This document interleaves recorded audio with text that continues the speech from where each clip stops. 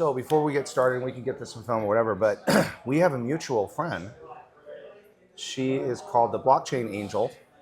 Her name is Amina. Yes. She might be even sitting over there on the couch right now. And she tapped me on the shoulder, Chris, and said that she needed me to meet you and said you had some interesting thing going on. So I thought, why not sit down and have a quick interview? Yeah. So tell me what you're doing and tell me why you're here. Love to. So, so I've started a company just in the last couple of months, Relief Financial. It is a digital payment platform. Think of like a PayPal or a Venmo. But what makes us very unique is we have a patent pending technology, came up with 8 years ago, that I call proof of intent. So anybody in the crypto space, you know, proof of work, waste lots of electricity to make a Bitcoin, proof of stake, you got to be rich to get richer. With proof of intent, we're really shaking up the entire payments world. So the way it works is with proof of intent, we use third parties' smartphones to process other people's transactions, the payment transactions. So right now, Venmo is going to charge you 3% or PayPal 3% to process whatever your transaction is, and that's in a big data center that they maintain. With us, if you do a payment on our platform, someone else, a third party, is going to authenticate that for you. You get your money, and they get paid in crypto. And so we're targeting the 3 billion or so unbanked or underbanked, unconnected or underconnected people in the world. And we're making them crypto investors and crypto manufacturers. That's really interesting. So you filed the patent. It's been an 8-year fight with the PTO, and they're finally giving in. What does that mean? It means that hopefully later this year we actually have the patent, and now we're marching forward with deploying the technology. That's huge. Yeah. That's huge. So, you know, sometimes what we'll do in the intellectual property world is we'll create something and then we'll license it or we'll sell it. Sometimes we do it ourselves. What makes you the guy to do the thing that you thought of? Probably because I'm crazy enough to. I'm a serial entrepreneur that way. I've worked in many, many big companies, but also had several of my own startups, including 99 and 2000. I was a paper sent a millionaire for about 6 weeks, and then the market died on us. And this is a passion project. This is my whole team. We have a team of about 15 people. This is our passion product. This is our mark on the world.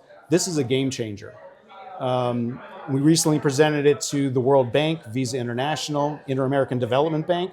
Their minds were blown.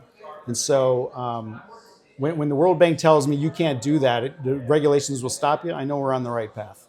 Do you have an MVP? Where are you at right now with this? We are developing MVP right now. Okay. We are looking to deploy by early next year, probably. Okay. And we already have use cases. We're communicating with Claro in Latin America, a couple of the telco providers in Africa. I already have those relationships. I'm an author, and my books did quite well in both those regions, so I already know the people to deal with there. Where's that? Which regions did you say? Latin America and Africa. What part of Latin America?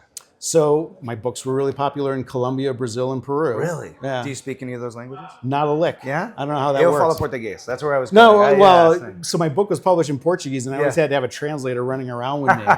And the title of my second book is Jerk, and it didn't translate very well into Portuguese. No doubt. Well, Jerk is from my spacecraft days. I used to build spacecraft. So it's an acronym for something? No, it's the third derivative of the equation of motion. Okay. So you have velocity, then acceleration, then jerk. Dude, I feel so good about myself because for the last 56 years, I've heard myself being called a jerk so many times. Now it's just the third phase of velocity. Exactly. No, we would calculate jerk, and I like the word. Dude, I love that. That's awesome. You know, South America is a magical place. Yes. What a magical place. Medellin. Oh my gosh. Unbelievable. I wish I have some friends who live down there. I digress. But that's an incredible concept, the technology, clearly, and it would be life-changing. For billions of people. Life-changing. There are billions of people that live on $3 or $4 a day if they're lucky. And how do you exist in this world without being digitally connected?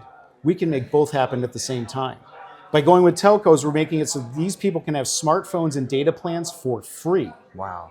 Right? And the telcos benefit because they have new customers that are sticky customers and are going to be consuming more and more and producing more and more data. I don't want to keep feeding AI synthetic AI data as I train them. That's the worst thing we could possibly do. I've written on that extensively. Yeah. Let's get more human data instead. Now, are you crossing over into blockchain Like, and where is crypto involved? Where does that get involved? This is straight up crypto, right? Okay. So we have a dual token design. Okay. The token that the witnesses, your phone earns for you, that's a stable coin, so it's something you can spend right away. Okay. And then for the notaries, the people that are actually making the blockchain, they get a notary node, deflationary, Bitcoinish, limited supply. Do they have to pay for the node? Yes. Okay. But it's going to be like a New York City taxi token before Uber. It's going to be worth a ton. Okay. Because it's going to generate a couple $100,000 a year of fiat currency for the person that holds that token. Are you going to have a problem with hodling? Or is there any kind of market in that way, or is it going to be The utilized? intent is to build that market. Okay. But partially how we do that is the telcos that we partner with, Yeah. they're running notaries too. Right. So they're directly incented to maintain a floor, not go below that floor, Sure. and they will always build a market for buying that utility That's really utility interesting. token. Wow. Roots, That's amazing. Roots and leaves. Did you come up with this idea? Mm-hmm. Were you in the shower? Were you sleeping? Did you hit your head? Probably hit my head severely, I guess. No, well, Doc Brown, where you hit I was head? doing some blockchain consulting with the World Bank several years ago, and that's when this hit me. Wow. I read Stratossi's paper, and I'm like, this is mathematically brilliant and operationally moronic. Wow. I love Bitcoin, Don't but, you love that? But what it does doesn't make sense. It doesn't Yeah. work. That's amazing. I think this is what Bitcoin was supposed to be. Now listen, have you ever been to one of these Tokenize or Bit Angel events? First This one. your first one? Yep. You've been here for what, 2.5 hours? I was here last And night too. you're already behind the camera? Like, dude, you're living the life. We'll see. We'll see. Okay, now listen, before we go, let the audience know, like, what does our future look like in the next 2, 3, 5 years with your technology? What does the world look like? So as I said, I'm an author. Okay. That book, Jerk, was 11 years ago predicting the world 10 years hence. I was about 90% right. So now my next book that I've just started writing this weekend is the Crypto Alamo, which is misleading on purpose, just like Jerk. You think I'm saying that crypto's going to die? No. The World Bank, the World Economic Forum, CBDCs, all of these things that for the last really 24 months were killing crypto, they took over the Alamo, and all they managed to do is piss off all the Texans. And now the Texans are going to... Crypto is going to come back so hard in the next 10 years. We're going to see massive decentralization, deglobalization, all of those forces, right? I call this Babelification. The Tower of Babel has been built for 200 years, and now we're going to watch it all torn down in the next 5. In Jerk, I talk about how we're transitioning from capital-based wealth to information-based wealth. That's crypto, and it's right in front of us. It's clearly happening. And then the third trend, which I'm not thrilled about, is cyborgization, right? Part of getting the last 2 billion people on the planet into the internet, we're kind of plugging them into the matrix, but it's kind of inevitable. And now we have a moral duty to make sure that we do right by those people as they get sucked into the matrix. Wow. That's pretty awesome.